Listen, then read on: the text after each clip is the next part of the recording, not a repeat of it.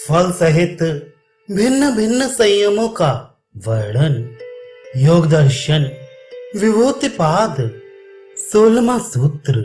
तीनों परिणामों में संयम करने से अतीत और अनागत का ज्ञान हो जाता है।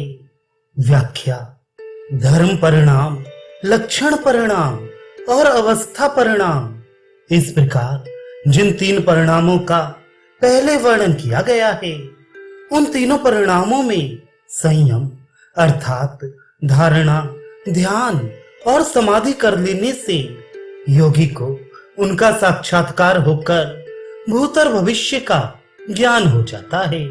अभिप्राय यह है कि जिस वर्तमान वस्तु के विषय में योगी यह जानना चाहिए कि इसका मूल कारण क्या है और यह किस ढंग से बदलती हुई कितने काल में वर्तमान रूप में आई है और भविष्य में किस प्रकार बदलती हुई कितने काल में किस प्रकार अपने कारण में विलीन होगी, तो ये सब बातें उक्त तीनों परिणामों में संयम करने से जान सकता है। इसी प्रकार अब दूसरी विभूतियों का वर्णन करते हैं। 17वां सूत्र। शब्द, अर्थ और ज्ञान, इन तीनों का जो एक में दूसरे का अभ्यास हो जाने के कारण मिश्रण हो रहा है, उसके विभाग में संयम करने से संपूर्ण प्राणियों की वाणी का ज्ञान हो जाता है। व्याख्या: वस्तु के नाम, रूप और ज्ञान, ये तीनों यद्यपि परस्पर भिन्न हैं, जैसे घट, ये शब्द मिट्टी से बने हुए जिस पदार्थ का संकेत करता है, उस पदार्थ से सर्वथा भिन्न वस्तु है। इसी प्रकार उस घट रूप पदार्थ की जो प्रतीत होती है, वह चित्त की वृत्ति विशेष है।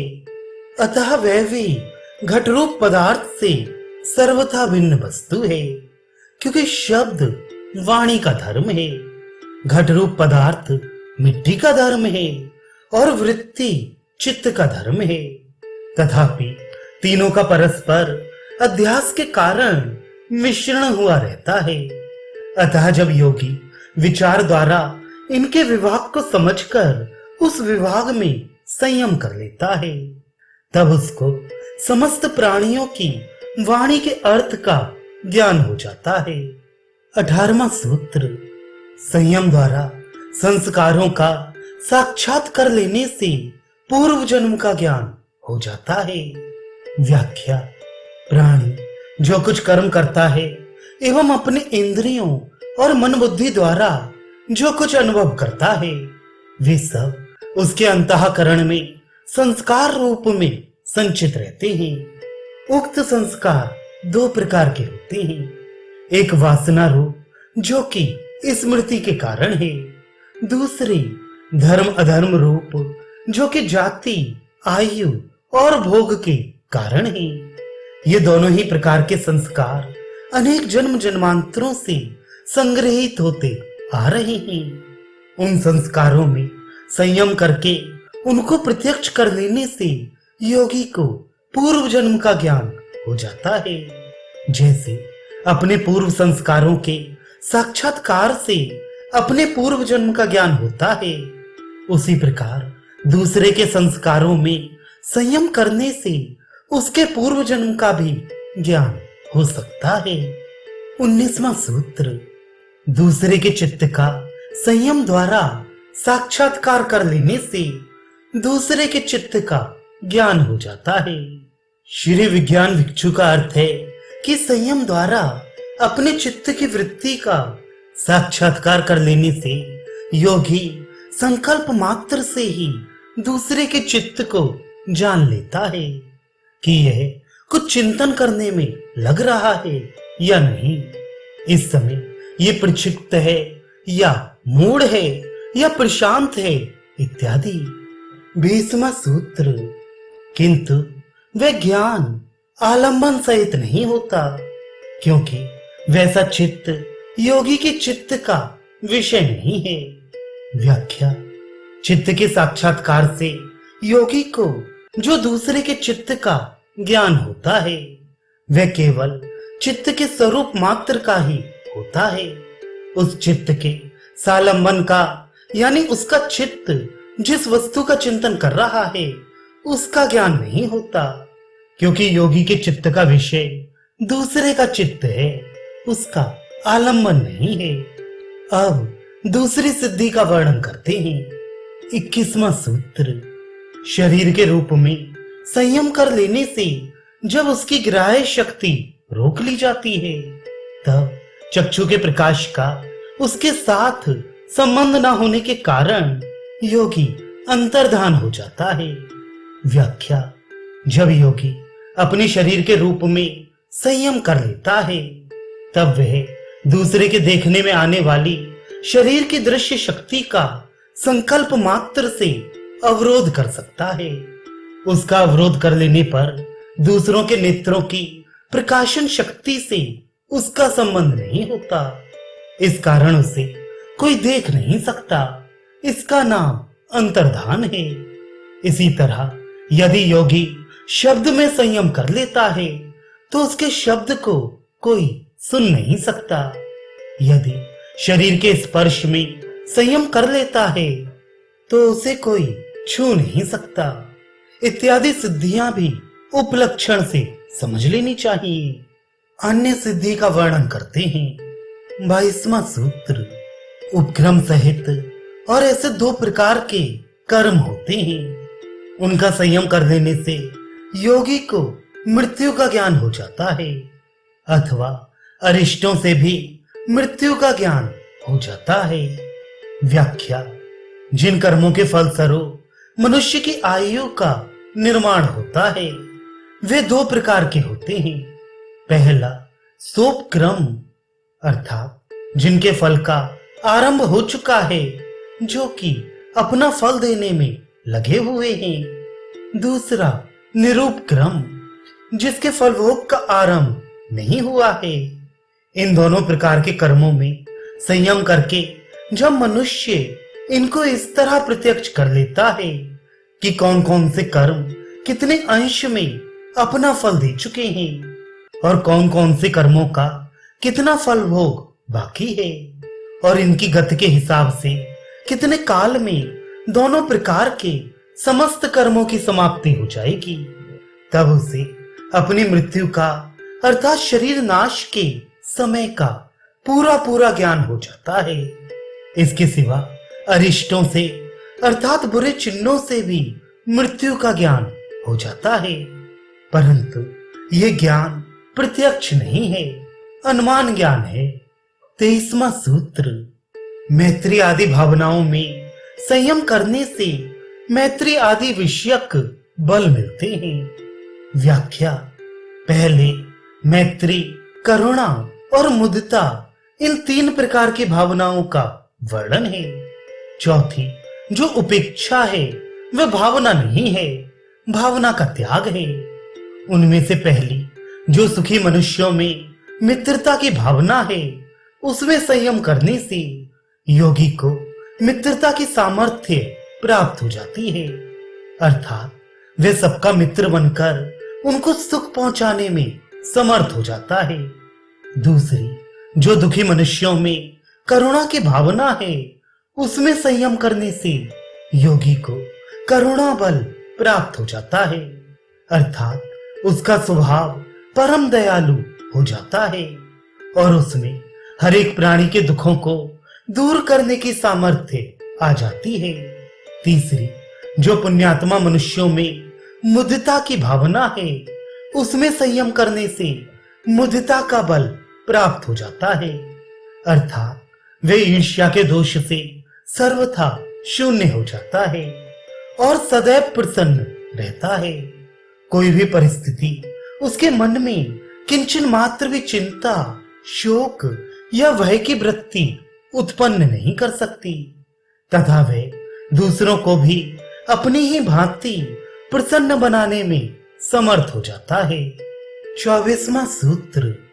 भिन्न भिन्न बलों में संयम करने से हाथी आदि के बल के सदृश संयम के अनुसार भिन्न भिन्न प्रकार के बल प्राप्त होते हैं। व्याख्या। यदि वह हाथी के बल में संयम करता है तो उसे हाथी के समान बल मिल जाता है। यदि गरुड़ के बल में संयम करता है तो गरुड़ के समान बल मिल जाता है। यदि वायु के बल में संयम करता है तो वायु के समान बल मिलता है। इसी तरह जिसके बल में संयम करता है वैसा ही बल उसे प्राप्त हो जाता है। 25वां सूत्र, ज्योतिषमती प्रवृत्ति का प्रकाश डालने से सूक्ष्म व्यवधान युक्त और दूर देश में स्थित वस्तुओं का ज्ञान हो जाता है। व्याख्या, 3 प्रकार की वस्तुओं का प्रत्यक्ष साधारणतया इंद्रियों से नहीं हो सकता। एक तो जो वस्तु अत्यंत सूक्ष्म होती है, जैसे परमाणु, महतत्व, प्रकृति आदि। दूसरी व्यवहित, अर्थात जो किसी पर्दे में छिपी हो, जैसे समुद्र में रत्न, खान में स्वर्ण, मणि आदि। तीसरी विप्रकृष्ट, अर्थात जो दूर देश में वर्तमान हो, जैसे हम किसी एक स्थान पर हों और कोई दूसरी वस्तु कहीं किसी दूर देश में दूसरे स्थान पे हो। ऐसी किसी भी वस्तु को जानने के लिए जब योगी पहले पाद के 36वें और 47वें सूत्र में तथा इस पाद के 5वें सूत्र में वर्णित ज्योतिषमती अर्थात प्रकाशवती प्रवृत्ति के प्रकाश को उस पर छोड़ता है, तब उसी समय वह योगी के प्रत्यक्ष हो जाती है। 26वां सूत्र, सूर्य में संयम करने से समस्त लोकों का ज्ञान हो जाता है। व्याख्या, पुराणों में 14 भुवनों का वर्णन आता है। उनमें से एक भूलोक है। उन 14 भुवनों का ज्ञान सूर्य में संयम करने से हो जाता है। 27वां सूत्र, चंद्रमा में संयम करने से सब तारों के व्यूह का ज्ञान हो जाता है। व्याख्या, चंद्रमा में संयम करने से कौन तारा किस स्थान में टिका है इसका यथावत ज्ञान हो जाता है। 28वां सूत्र, ध्रुव तारों में संयम करने से उन ताराओं की गति का ज्ञान हो जाता है। व्याख्या, ध्रुव तारा निश्चल है और सब ताराओं की गति का उससे संबंध है, अतः उसमें संयम करने से समस्त ताराओं की गति का अर्थात कौन तारा कितने समय में किस राशि और नक्षत्र पर जाएगा इसका पूरा पूरा ज्ञान हो जाता है। 29वां सूत्र, नाभि चक्र में संयम करने से शरीर के व्यूह का पूरा पूरा ज्ञान हो जाता है। व्याख्या, नाभि में स्थित जो चक्र है जिसमें शरीर की समस्त नाड़ियां गुथी हुई है, उसमें संयम करने से शरीर के व्यूह का ज्ञान हो जाता है, अर्थात शरीर का संगठन किस प्रकार हुआ है, उसमें कौन सी धातु किस प्रकार कहाँ स्थित है, इन सब का और समस्त नाड़ियों का योगी को पूरा पूरा ज्ञान हो जाता है। 30वां सूत्र, कंठकूप में संयम करने से भूख और प्यास की निवृत्ति हो जाती है। व्याख्या, जिह्वा के नीचे एक तंतु है जिसे जिह्वा मूल भी कहते हैं, उसके नीचे कंठ है, उसके नीचे कूप अर्थात गड्ढा है। उस कंठ कूप में संयम करने से भूख प्यास की बाधा मिट जाती है। इसमें ये कारण बतलाया जाता है कि उस कंठकूप से प्राणवायु टकराती है, उसी से भूख प्यास की बाधा होती है। उसमें संयम करने के बाद वह नहीं होते। 31वां सूत्र, कूर्माकार अर्थात नाड़ी में संयम करने से स्थिरता होती है।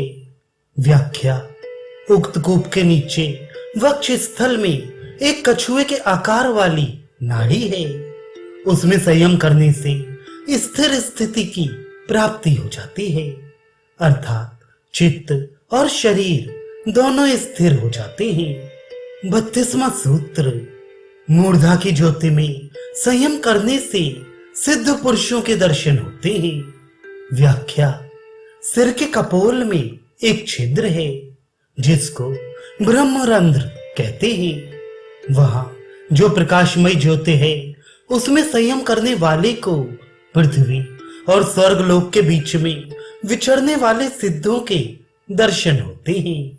33वां सूत्र, अथवा प्रातिभ ज्ञान उत्पन्न होने से बिना संयम के ही योगी को पहले कही हुई सारी बातों का ज्ञान हो जाता है। व्याख्या, प्रातिभ ज्ञान विवेक जनित ज्ञान का पूर्ण रूप है।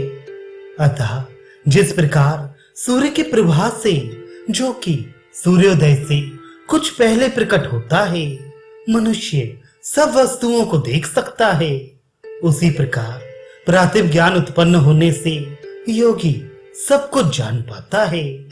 34वां सूत्र, हृदय में संयम करने से चित्त के स्वरूप का ज्ञान हो जाता है। व्याख्या, इस ब्रह्मपुर नामक हृदय देश में गर्त के आकार वाला कमल है, वे चित्त का स्थान है। उसमें संयम करने से वृत्तियों सहित चित्त का ज्ञान हो जाता है। चित्त के स्वरूप का ज्ञान होने से विवेक होते ही पुरुष के स्वरूप का ज्ञान हो जाता है। 35वां सूत्र, सत्य बुद्धि और पुरुष, जो कि दोनों परस्पर अत्यंत भिन्न हैं, किसी प्रकार भी सम्मिलित होने वाले नहीं हैं। इन दोनों की जो प्रतीत का भेद है वही भोग है। उसमें से परार्थ प्रतीत से भिन्न जो स्वार्थ प्रतीत है, उसमें संयम करने से पुरुष का ज्ञान होता है। व्याख्या, बुद्धि और पुरुष दोनों सर्वथा भिन्न हैं, उनका कोई मेल नहीं है, क्योंकि बुद्धि परिणामशील, जड़, भोग्य और चंचल है, एवं पुरुष अपरिणामी, चेतन, भोक्ता और असंग है। तथापि अविद्या के कारण उनकी एकता सी हो रही है, इसी का नाम अस्मिता है। इस एकता के कारण दोनों का अलग अलग ज्ञान नहीं होता, एक साथ मिला हुआ ज्ञान होता है। उस दशा में इस जड़ बुद्धि में, जो कि पुरुष की चेतना से चेतन सी हो रही है, जो सुख दुख और मोह रूप नाना प्रकार की वृत्तियों का उदय होता है, वह वृत्ति अविशेष, अभिन्न, मिश्रित है, क्योंकि इससे चित्त के धर्म, सुख दुख और मोह आदि चित्त में प्रतिबिंबित चैतन्य पुरुष में अध्यारोपित होती हैं। ये अभेद प्रतीति ही भोग है। ये अभेद रूप वृत्ति यद्यपि चित्त का धर्म है, परंतु पुरुष के लिए है, इस कारण परार्थ है। और इसी दशा में जो इस भोग रूप वृत्तियों से भिन्न दृष्टा पुरुष के स्वरूप विषयक वृत्ति होती है, वह पौरुषे वृत्ति स्वार्थ है, क्योंकि उसका विषय पुरुष है और वह है भी उसके लिए, अतः वह परार्थ नहीं है। इस स्वार्थ वृत्ति में संयम करने से पुरुष का ज्ञान होता है। यद्यपि ज्ञान बुद्धि का धर्म है, अतः उस बुद्धि के धर्म रूप ज्ञान से पुरुष नहीं जाना जाता है, किंतु बुद्धि में जो पुरुष का चेतन रूप प्रतिबिंबित है, उसको दर्पण में अपना मुख देखने की भांति पुरुष देखता है। इस प्रकार उक्त संयम से योगी को पुरुष का ज्ञान होता है। यही गृहीत विषयक समाधि है। इस समाधि का ध्येय पुरुष अस्मिता से संबंधित होने के कारण अस्मिता अनुगत समाधि के नाम से भी कहा जाता है। उक्त संयम से पुरुष का ज्ञान होने के पूर्व जो सिद्धियां योगी के सामने आती हैं, उनका वर्णन करते हैं। 36वां सूत्र, स्वार्थ संयम से प्रातिव, श्रावण, वेदन, आदर्श, आस्वाद और वार्ता, ये 6 सिद्धियां प्रकट होती हैं। व्याख्या, ये 6 सिद्धियां ग्राहित विषयक समाधि के साधन में लगे हुए साधक को पुरुष ज्ञान के पहले प्राप्त होती हैं। इनके लक्षण इस प्रकार हैं। प्रातिव, इससे भूत, भविष्य और वर्तमान एवं सूक्ष्म ढकी हुई और दूर देश में स्थित वस्तुएं प्रत्यक्ष हो जाती हैं। श्रावण, इससे दिव्य शब्द सुनने की शक्ति आ जाती है। वेदन, इससे दिव्य स्पर्श का अनुभव करने की शक्ति आ जाती है। आदर्श, इससे दिव्य रूप का दर्शन करने की शक्ति आ जाती है। आस्वाद, इससे दिव्य रस का अनुभव करने की शक्ति आ जाती है। वार्ता, इससे दिव्य गंध का अनुभव करने की शक्ति आ जाती है। इन सिद्धियों में वैराग्य करने के लिए कहते हैं। 37वां सूक्त, उक्त 6 प्रकार की सिद्धियां समाधि की सिद्धि में पुरुष को ज्ञान प्राप्त करने में विघ्न है और व्युत्थान में सिद्धियां हैं। व्याख्या, उक्त 6 प्रकार की सिद्धियां साधक के सामने आए तो इनका त्याग कर देना चाहिए, क्योंकि ये उसके साधन में विघ्न स्वरूप है। हाँ, जिसका चित्त चंचल है, जो साधक नहीं है, जो समाधि की या आत्मोद्धार की आवश्यकता नहीं समझता है, ऐसे मनुष्य को किसी कारण से प्राप्त हो जाए तो उसके लिए अवश्य ही ये सिद्धियां हैं। यहां तक नाना प्रकार के संयमों से जो भिन्न भिन्न ज्ञान होते हैं, उनका वर्णन पुरुष के ज्ञान पर्यंत किया गया। अब भिन्न भिन्न संयमों से जो भिन्न भिन्न प्रकार की क्रिया शक्तियां उपलब्ध होती हैं, उनका वर्णन अगले सूत्रों में किया जाता है। 38वां सूत्र, बंधन के कारण कर्म की शिथिलता से और चित्त की गति का भली भांति ज्ञान होने से चित्त का दूसरे के शरीर में प्रवेश किया जा सकता है। व्याख्या, चित्त के बंधन का कारण कर्म संस्कार है। कर्मों का फल भुगतने के लिए ही ये चित्त किसी एक शरीर में बंधे रहने के लिए बाध्य हो जाता है।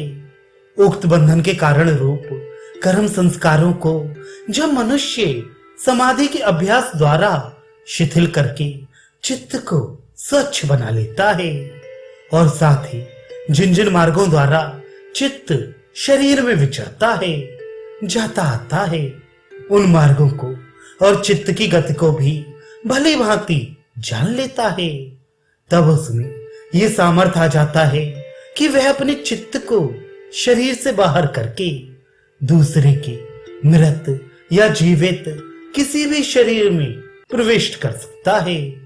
चित्त के साथ साथ इंद्रियां भी जहां चित्त जाता है वहां अपने आप चली जाती है।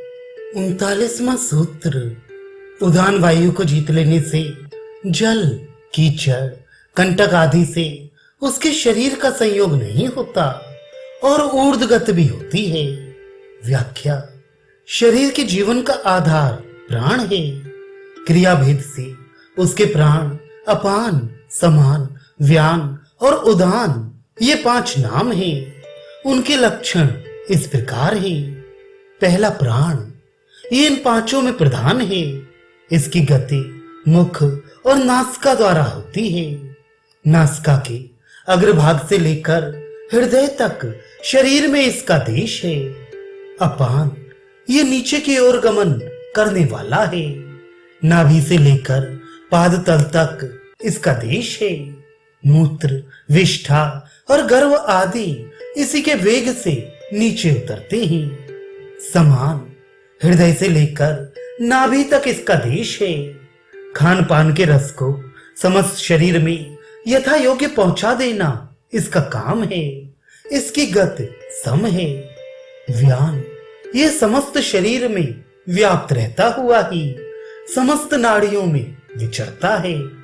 और 5वां उदान, ये ऊपर की ओर गमन करने वाला है।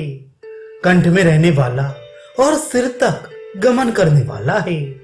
मृत्यु के समय इसी के सहारे सूक्ष्म शरीर का गमन होता है। जब योगी उक्त उदान वायु पर विजय प्राप्त कर लेता है, तब उसका शरीर धुनी हुई रुई की भांति अत्यंत हल्का हो जाता है। अतः पानी और कीचड़ पर चलते हुए भी उसके पैर अंदर नहीं जाते, कांटे आदि भी उसके शरीर में प्रविष्ट नहीं हो सकते। इसके सिवा मरण काल में उसके प्राण ब्रह्मरंध्र द्वारा निकलते हैं। इस कारण ऐसे योगी की शुक्ल मार्ग से गति होती है। संयम द्वारा समान वायु को जीत लेने से योगी का शरीर दीप्तिमान हो जाता है। व्याख्या: जब योगी संयम के द्वारा उपर्युक्त समान वायु को जीत लेता है, तब उसका शरीर अग्नि के सदृश प्रज्वलित यानी अत्यंत ददीप्यमान हो जाता है, क्योंकि जठराग्नि और समान वायु का घनिष्ठ संबंध है। अतः समान वायु को जीत लेने पर योगी अपने शरीर में रहने वाले जठराग्नि के आवरण को हटाकर अग्नि के सदृश प्रकाशमान हो सकता है। अब श्रावण नाम की सिद्धि का साधन बतलाते हैं। 41वां सूत्र। श्रोत्र अर्थात कान और आकाश के संबंध में संयम कर लेने से योगी के श्रोत्र दिव्य हो जाते हैं। व्याख्या: शब्द को ग्रहण करने वाली श्रोत्र इंद्रिय अहंकार से उत्पन्न हुई है और आकाश की उत्पत्ति अहंकार जनित शब्द तन्मात्रा से हुई है। अतः आकाश, शब्द और श्रोत्र इंद्रिय इन तीनों की एकता है। इस श्रोत्र और आकाश के संबंध को जब योगी संयम द्वारा प्रत्यक्ष कर लेता है, तब उसकी श्रोत्र इंद्रिय में दिव्य शक्ति आ जाती है। फिर वह सूक्ष्म से सूक्ष्म शब्द को सुन सकता है तथा किसी वस्तु से ढके हुए शब्द को भी सुन सकता है, और जो शब्द कहीं दूर देश में बोला जाए उसे भी सुन सकता है, क्योंकि आकाश विभु अर्थात सर्वव्यापी है। इस कारण उसके अंदर कहीं भी होने वाला शब्द तत्काल ही सर्वत्र व्याप्त हो जाता है। अतः जिसकी श्रोत्र इंद्रिय दिव्य यानी अलौकिक हो जाती है, वे चाहे जिस शब्द को जहां पर वह हो वहीं सुन सकता है। 42वां सूत्र। शरीर और आकाश के संबंध में संयम करने से और हल्की वस्तु रुई आदि में संयम करने से आकाश में चलने की शक्ति आ जाती है। व्याख्या: शरीर और आकाश का जो संबंध है उसे संयम द्वारा पूर्णतया प्रत्यक्ष कर लेने पर योगी इस तत्व को भली भांति समझ लेता है कि शरीर के अंग किस प्रकार सूक्ष्म अवस्था से स्थूल अवस्था में परिणत होते हैं और किस प्रकार पुनः स्थूल से सूक्ष्म किए जा सकते हैं। अतः वह अपने शरीर को अत्यंत हल्का बनाकर आकाश में गमन कर सकता है। इसी तरह योगी जब किसी भी सूक्ष्म धुनी हुई रुई या बादल आदि वस्तु में संयम करके तद्रूप हो जाता है, तब उससे भी उसको आकाश गमन की योग्यता मिल जाती है। अब ज्ञान के आवरण का नाश जिस उपाय से किया जा सकता है वह बतलाते हैं। 43वां सूत्र। शरीर के बाहर अकल्पित स्थिति का नाम महाविदेहा है। उस बुद्धि की ज्ञान शक्ति के आवरण का क्षय हो जाता है। व्याख्या: शरीर के बाहर जो मन की स्थिति है उसको विधेय धारणा कहते हैं। वह जब मन के शरीर में रहते हुए ही केवल भावना मात्र से होती है तब तो कल्पित है, और जब शरीर से संबंध छोड़कर बाहर निकले हुए मन की बाहर स्थिति हो जाती है तब अकल्पित होती है। कल्पित धारणा के अभ्यास से ही अकल्पित धारणा सिद्ध होती है। इसी को महाविदेहा कहते हैं। इससे योगी के ज्ञान का आवरण नष्ट हो जाता है। ये धारणा इंद्रिय और मन की स्वरूप अवस्था में संयम करने से होती है। यहाँ तक नाना प्रकार के संयमों का फल सहित वर्णन किया। अब जो पहले ग्राह्य, ग्रहण और गृहीता में की जाने वाली सभी समाधि के लक्षण बतलाए गए थे। उनका फल बतलाने के लिए पहले 5 भूतों में और तज्जनित पदार्थों में की जाने वाली ग्राह्य विषयक समाधि का फल बतलाते हैं।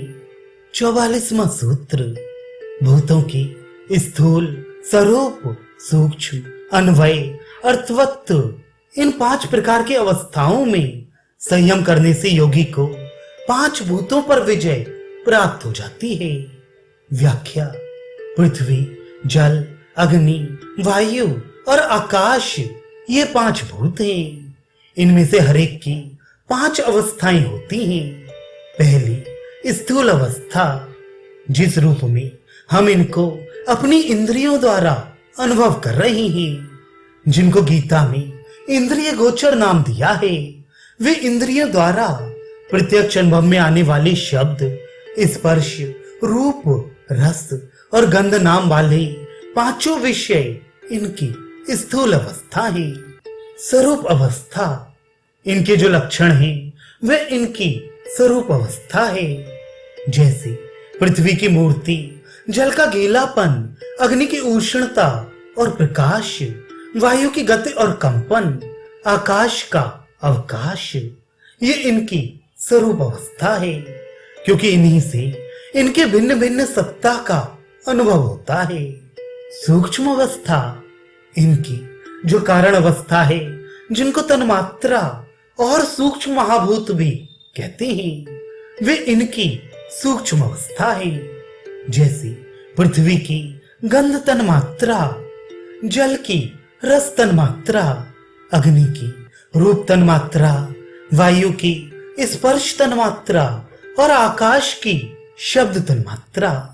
अन्वय अवस्था, 5 भूतों में जो तीनों गुणों का स्वभाव यानी प्रकाश, क्रिया और स्थिति व्याप्त है, वे इनकी अन्वय अवस्था है। और 5वीं अथर्वत्व अवस्था, ये 5 भूत पुरुष के भोग और अपवर्ग के लिए हैं। यही इनकी अथर्वत्व अर्थात प्रयोजनता अवस्था है। इन 5 भूतों को प्रत्येक अवस्था के क्रम से संपूर्ण अवस्थाओं में भली भांति संयम करके जब योगी इनको प्रत्यक्ष कर लेता है, तब योगी का इन भूतों पर पूरा अधिकार हो जाता है। इस प्रकार जब योगी भूतों पर विजय प्राप्त कर लेता है, तब क्या होता है सो बतलाते हैं। 45वां सूत्र उस भूत जैसे अणमा आदि 8 सिद्धियों का प्रकट हो जाना, काय संपत्ति की प्राप्ति और उन भूतों के धर्मों से बाधा न होना, ये तीनों होते हैं। व्याख्या। ऊपर बतलाई हुई अणमा आदि 8 सिद्धियों के नाम और लक्षण इस प्रकार हैं। पहली अणमा सिद्धि, अणु के समान सूक्ष्म रूप धारण कर लेना, जैसे हनुमान जी ने सुरसा के मुख में एवं लंका में प्रवेश करते समय किया था।